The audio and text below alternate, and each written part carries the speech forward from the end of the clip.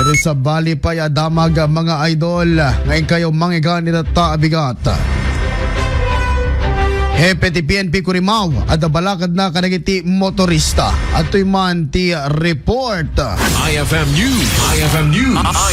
IFM News. Police Report. Binalakada ni Police Captain Melvin Soriano, hepe ti PNP Curimaw, dagiti motorista pakaseknan ti panagmaneho da kagrunaan na ita holiday season.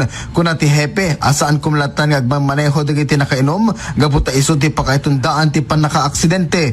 Imbatad na aday to'y tinakatayan ti lalaki a residente ti barangay Labot Badok, Ilocos Norte. Isong agbalin ko mga adal daytoy iti amin inlawlawag na asaan na dakis ti minom ngem dawat na nga dakumati limitasyon na. Ibang ticket ko nga yun apila kaya pamalagi piti publiko nga tatay ko na yun sir nga holiday season ita permi nga ado iti Christmas party programs panakainaig iti nasanger na arak nukad lang nakainom kayo iti nasanger liklikan tayo iti agmaneho may sapay sir no kad mabalbalin guma ket agsuot tay iti safety gears kas kumati helmet tadi napasama kay grabe sir katawan helmet na isot pon kin gakuna nga naitama yung ulo na yung iking ti poste then visibility base para kadakwada kamit lang sir then may katlo sir lastly di yung pinaka-importante nukad lang dapat nakabalin na agan-anad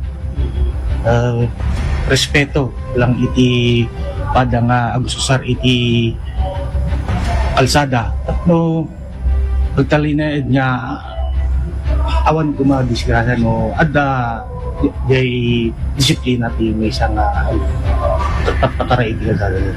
Gapo iti daytoy ket inlayon ti hepe nga agtultuloy ti Oplan sita ken checkpoint si ita a holiday season.